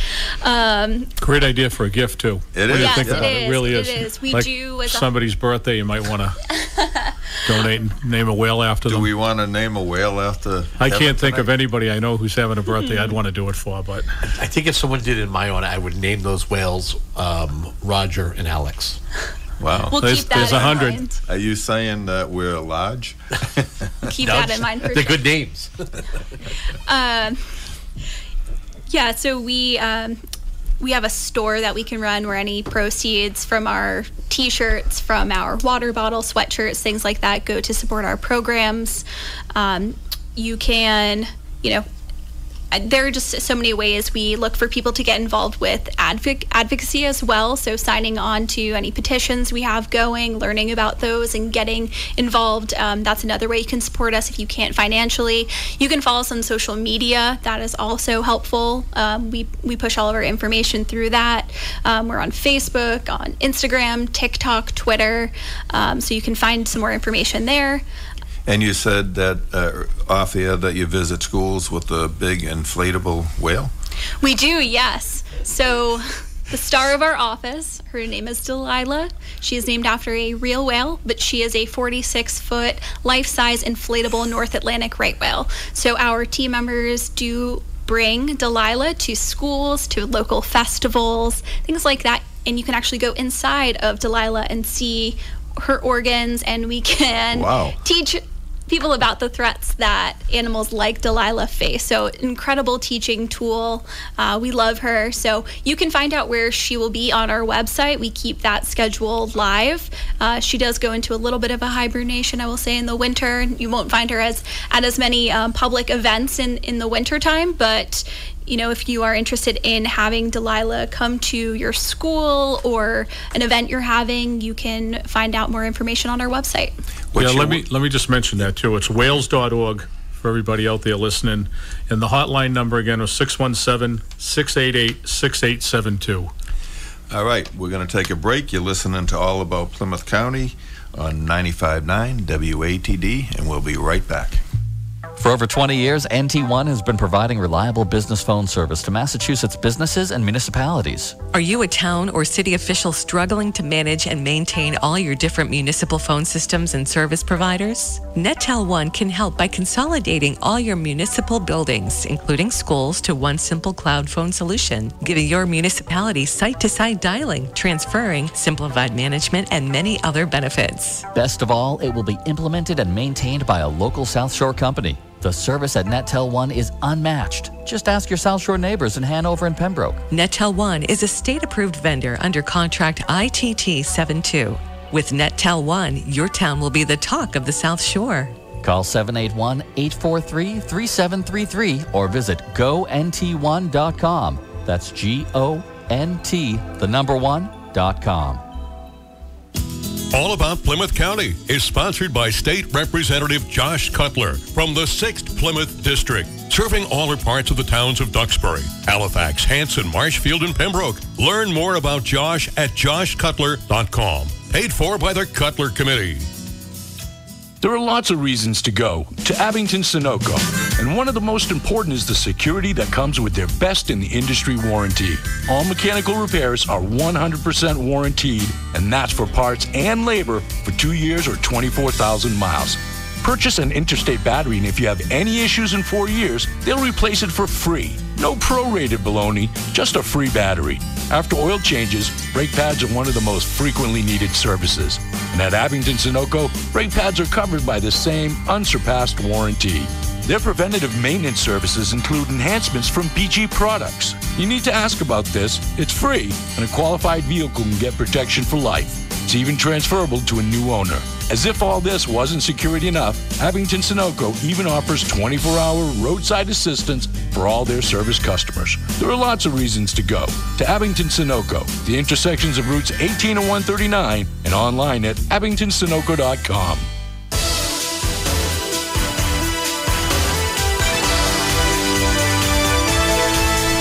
All right, we're back. You're listening to All About Plymouth County on 95.9 WATD, and in studio now with us is Senator John Keenan. Welcome, Senator. Thank you. It's great to be here. Senator Keenan is the senator for Quincy, Braintree, Holbrook, Abington, Rockland. Pretty good. Yes, that's right now. And then with the redistricting, Hanover's been added to Norfolk and Plymouth District. Which one? Oh, that's right. Yeah. Now you're going to be my mother's senator also. Well, hopefully the election will go well enough that I will be able to represent the town of Hanover. Yeah, you do have an election coming up, as do I, all November 8th, correct? November 8th. How's it going? It's busy, but it's going well. Yeah. So I wanted to talk a little bit about the budget process and what you were able to get for your towns and some of the things going forward. The budget's always supposed to be done by July 31st, am I correct? Yes, supposed to be done. Actually done by June 30th because it takes effect on July 1st. That's what I meant, yeah. Right. And it's never... The date you use seems to be more accurate as to when it ultimately gets passed. Yeah. So give us a little background on yourself, first of all, since you're running for office, so people that might not know you, give us some background on you and how long you've been a senator. Sure, thank you. I've been a senator for the last 12 years now. I'm in my 12th year representing, as you said, Quincy, Braintree, Abington, Rockland, and Holbrook. And prior to that, I had served on the Quincy City Council for about 9 years, and just before that had served as Chief of Staff to Mayor Sheets in the City of Quincy. And I also, at a point when I was on the City Council, my full-time job was the Director of a Public Pension System, Norfolk County Pension System, which had about 10,000 active and retired members and about $500+ million in assets. So that kept me pretty busy. So very well-rounded, great background to be a senator. I will mention that Mayor Sheets was my professor at Quincy College for state and local government and public speaking. He did that for a number of years. Yeah. I was one of his students. He was a great guy. And Jay McRitchie was in his administration. Oh, yes. Also, I grew up with Jay. Yeah, Jay served in several administrations as either assistant city solicitor or a city solicitor. Yeah. So tell us a little bit about the whole budget process and some of the stuff you were able to get for your towns. Sure. So the budget process is kind of a year-round process. Once we pass a budget, then the work begins on preparing for the next fiscal year's budget. So right now, we are in fiscal year 2023. The budget passed beyond June 30th, but nonetheless, it did pass. And so we're preparing now for the next fiscal year budget. Over the course of the next several months, the Ways and Means Committees of both the House and the Senate and the governor's budget team will be meeting with all the agencies and commissions and boards and the executive branch departments, and they will determine what the needs are for the next fiscal year. And then in December, we'll start the process of trying to determine how much money will be available for the next fiscal year and try to reach a consensus number. That's a number that both the governor and the legislature come to agreement on and it sets kind of the limits on what it is that can be spent. So that will occur in December. The governor will submit his budget in January. We'll look at that budget to see what the governor's priorities are, and then we will. The House will move to introduce their budget in April, and we'll act on their budget in April, and the Senate follows suit in May. If there are differences between the House and Senate budget, and there always are, then it goes to what they call a conference committee, and that conference committee comes up with a consensus or agreed upon budget that then goes before the House and Senate for an up or down, yes or no vote. In the process, the role of a legislator or a member of the House of Representatives or a member of the Senate is to advocate early on, starting right now for the next fiscal year. And my advocacy focuses mainly on getting as much money as possible in local aid. Chapter 70 school funding is always a top priority, and we were able to provide record amounts of school funding in fiscal year 2023. And then also there is general unrestricted government aid, and that money is used by cities and towns to help with DPW, police, fire, veteran services, senior services, all those types of programs that are offered through the town's various departments. And so we advocate very strongly for that. That's our first priority. That's the money that municipalities, cities, and towns really rely on to deliver local services. So, and then you put in earmarks, I guess they call it. So each one of the towns, a town manager or a selectman or whatever would reach out to you and say, we need $100,000 to do a water study. Right, so we do a lot of those types of things. I think I've heard that before. We, depending on the fiscal state of the Commonwealth, the financial situation, we may have the opportunity to do local earmarks. How much depends on really how well the Commonwealth is doing. And so this past year, things were doing pretty well, so we were able to provide earmarks, local priorities, and it ranged in my district from things like water studies to help address the PFAS issue, to money for senior centers, streets and sidewalk work beyond what we do with our Chapter 90, which is our main road funding program.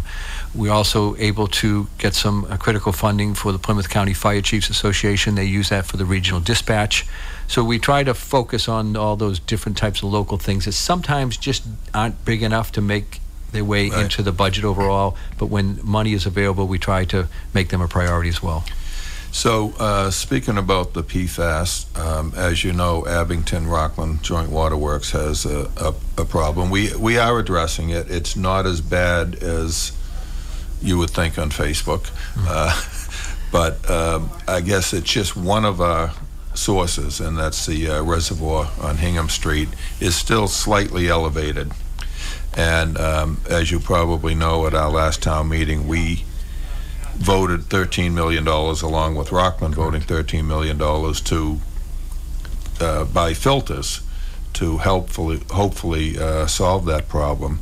And our numbers, our last numbers were only 22, I think, in that Hannigan Reservoir, and the other numbers are down. So that's definitely going to help and probably bring our numbers down below. But we have a serious water problem, as you know. Yes. So we have land in Union Point, as does Rockland, and we don't have water for them. So is there anything on the state level that is going to be able to help us with that? Well, both a combination of state and federal, with the federal infrastructure bill, and then also the state has passed, at least the House and Senate have individually passed and are reconciling the differences to send it to the governor, an economic development bill. And within the combination of those two bills will make resources available. Some of it will be by competitive grant, other will be by formula, but there should be resources available. Abington and Rockland are not unique in terms of facing some serious water issues and serious sewer issues. The state is looking for all communities to do more for housing, and yet there are some communities that can't because of their infrastructure problems. And so if the state is serious about providing housing, it's going to have to assist municipalities with their infrastructure needs, particularly water and sewer. And we see that in both Abington and Rockland and some of the other communities that I represent.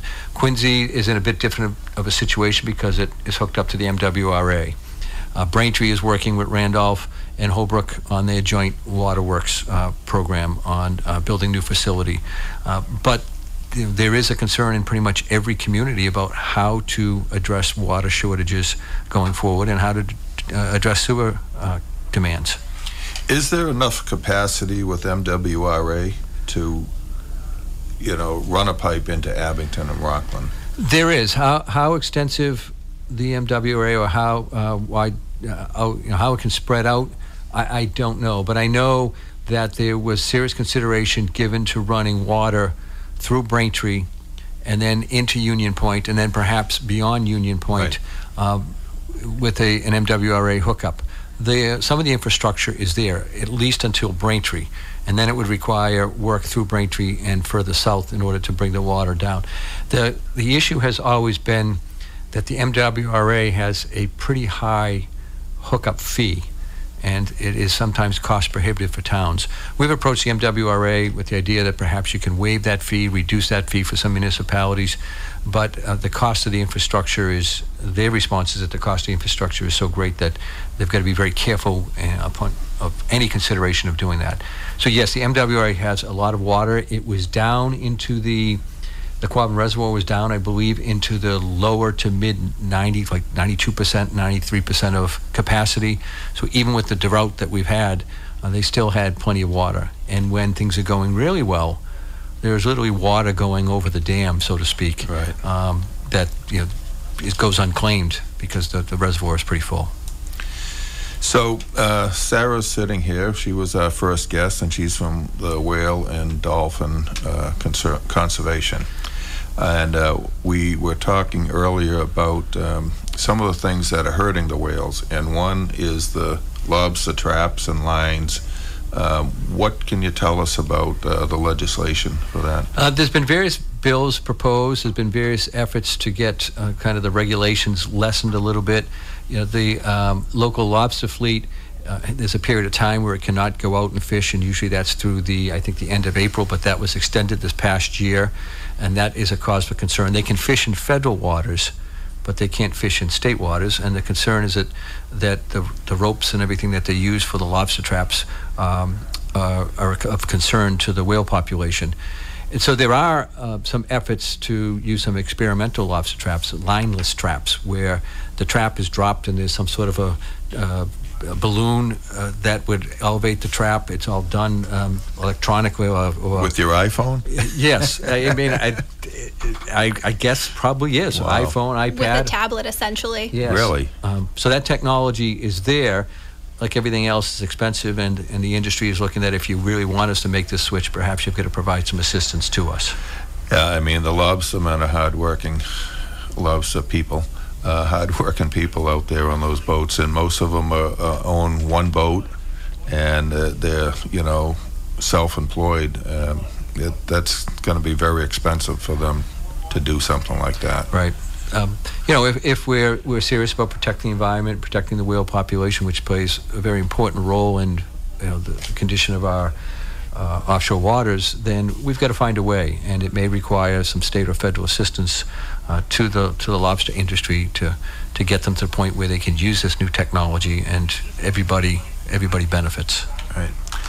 So since you've been a senator, I've known you since you first became a senator, and you were there when we started the Abington Substance Abuse Coalition, which is now Abington COPES, and they had a great 5K this past weekend. And that's something you've worked on for several years up in Beacon Hill. Tell us about some of your work on that. Yeah, we've when I first got to the legislature, we found that our prescription monitoring program, which is the ability to determine how many prescriptions there were relative to opioids, wasn't in good shape. So we set about updating the prescription monitoring program, requiring physicians to use it, because we knew that the pathway to addiction at that time was through prescription opioids.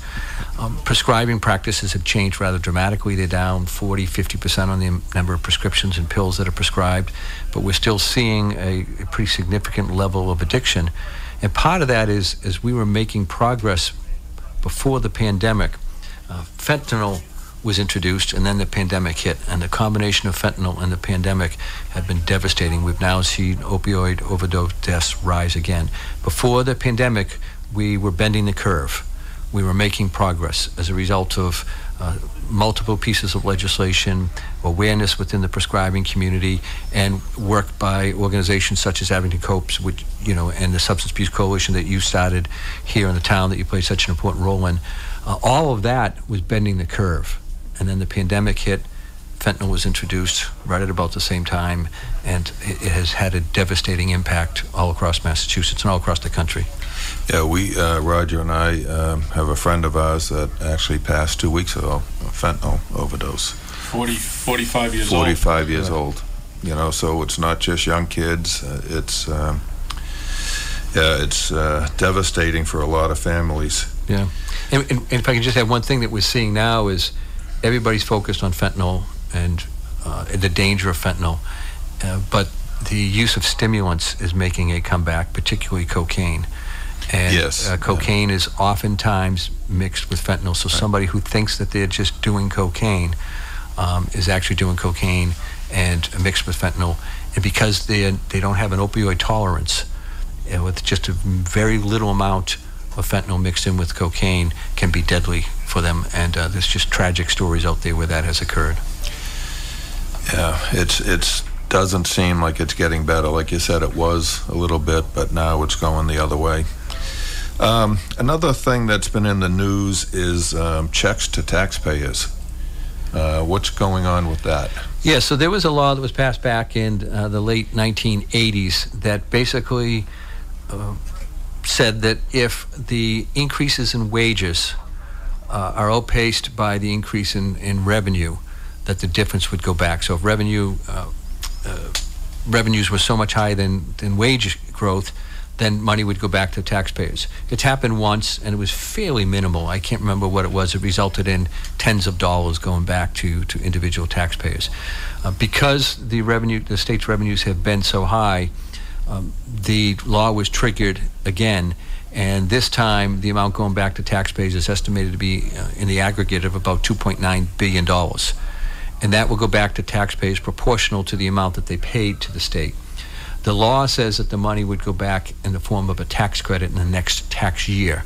But the governor is at the point where rebate checks will basically be issued.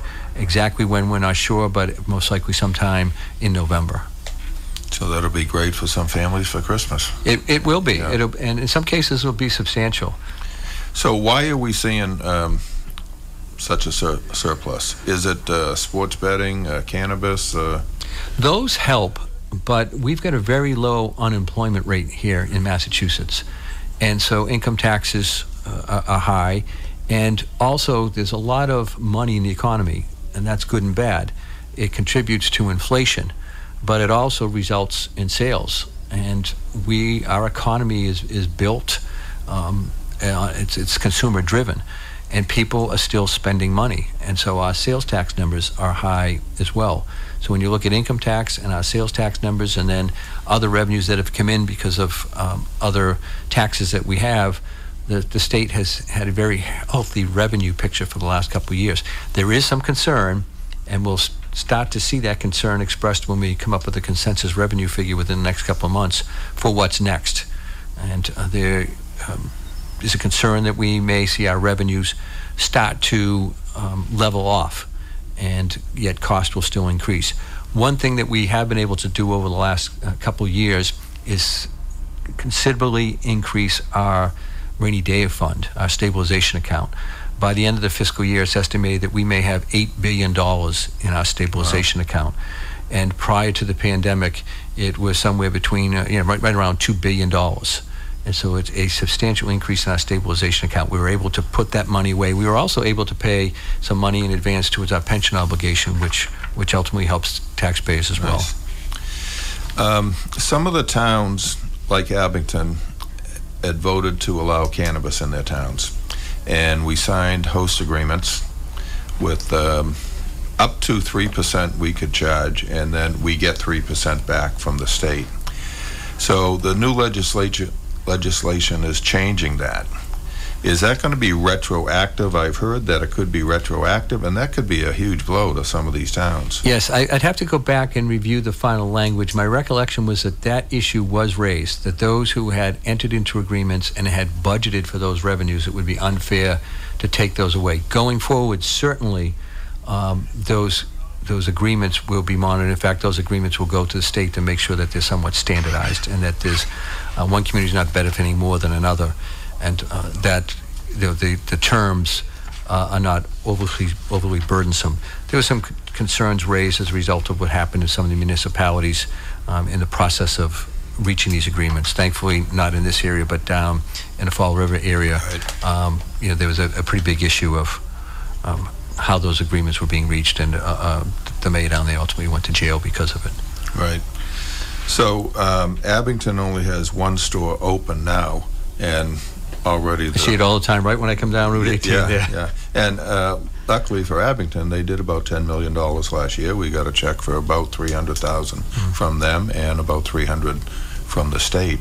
And we have 4 more in the works. We're not sure they'll all open up, but we have to look at all those host agreements now, correct? And, yes. And change them? Yeah, I'm not sure exactly on the change, but yes, there'll be a review of them. What ultimately comes of it is uncertain, because there is that question of retroactivity and contracts that were entered into between two parties. Can you retroactively impact those agreements? Right. So I mentioned sports betting earlier. That's going to be a thing. So is that going to be just a certain amount, just like the casinos, limited number, and you have to apply for those? Yes, so each casino will have the ability to partner, will take bets on site, and when the bets are made in person, there'll be a 15% tax on those. And each casino will have the ability to partner with 2 mobile platforms. And when the bets are placed remotely, then those bets will be taxed at 20%, which is competitive with what most states do. And then additionally, there'll be 7 standalone, I mean, that's not the best ways, but 7 individual remote applications. Which have nothing to do with the casinos. Nothing to do with the casinos, that they will be able to have these online platforms. 7 entities will be able to do that, or 7 licenses will be granted. So they'll pay their license fee, they'll pay the percentage, whether it's 15 or 20% in tax. The big issue, as that bill made its way through the legislature, was on what to do with college sports. The presidents of the Division I programs here in Massachusetts did not want to have sports betting on their college athletics. So the compromise that was reached is that you cannot bet on college sports, Massachusetts college sports, if you live in Massachusetts, unless those college sports are in some sort of a tournament play or final, into March Madness or something like that. But we could bet on any other college? Yes, you could bet on colleges outside of Massachusetts. I see. Okay. So where's Kevin? We have birthday cake for Kevin Tocci. I'm glad you're all here. Kevin, where are you? So Lisa brought cupcakes for Kevin, and he walked out of the room. Today is Kevin Tocci's birthday. Kevin is the host of Monday Night Talk, and you've been on his show many times, I'm sure. That's great. And I just came for the cupcakes, and Sarah hung around. If he's not in the room, he should forfeit his cupcake. He should. But we have 6 of them here, and Crayola cupcakes. So anyway, I think that's about the time we have, unless Sarah's going to sing happy birthday. I was just going to ask if that was a requirement of being on the show. Your first time, yeah, you have to sing happy birthday. I'll spare you all. Senator, thank you for coming tonight. Thank we know you. It's a busy time for you, and it's great to have you come in and be able to talk so everybody out there can find out what's going on. And Sarah, it was great to have you on too and bring us up to date on what's going on with the conservation issue. I just want to give her a number again. Yeah. It's wales.org if you want to check their website, and their hotline number is 617-688-6872. And Senator, do you have any campaign events coming up? No, just out and about, going to as many local meetings and everything else, but folks can check out my website, keenanforsenate.com. Very good. And we'll see you next time here on All About Plymouth County. I'm your host, Alex Bazanson. WATD 95.9 FM. All right. Good night.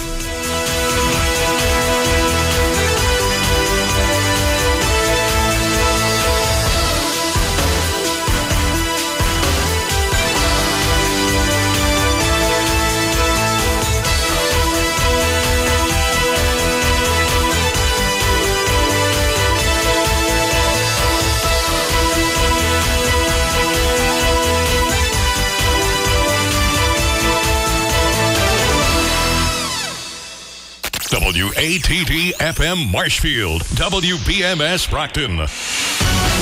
The South Shore's first choice for live team coverage of breaking news, emergency traffic, and severe weather. WATD. Streaming online at 959WATD.com and with your smart speaker just by saying play WATD. This is CBS News on the Hour, sponsored by Dell Small Business. I'm Jennifer Kuiper. In Chicago, Republican governors have been sending more migrants from the U.S. border with Mexico to Democratic strongholds. Texas Governor Greg Abbott says he's sending a message to the president. He has no idea, just like most people in the United States of America had no idea about what was going on the border. And so I figured if Joe Biden will not come to the border, we will take the border to Joe Biden. There's new legal action over the transporting of migrants. Migrants from Venezuela, flown from Texas to Martha's Vineyard in Massachusetts, have sued Florida Governor Ron DeSantis and his transportation secretary. The suit says they engaged in, quote, a fraudulent and discriminatory scheme to relocate them. It alleges the migrants were falsely told they were going to Boston or Washington, D.C., and were induced with $10 McDonald's gift cards. Jim Crisula, CBS News. Hurricane Fiona is moving through the Caribbean as a Category 3 storm with sustained winds over 115 miles per hour. Puerto Rico got almost 3 feet of rain and 80% of the island is in the dark. CBS's David Begnaud is there. In Salinas, we caught up with Puerto Rico's Governor Pedro Pierluisi, who predicted that the power is going to be on soon. A substantial majority of the customers will get their power back by the end of the day tomorrow. Really? Yeah, but I'm not talking 100% at all.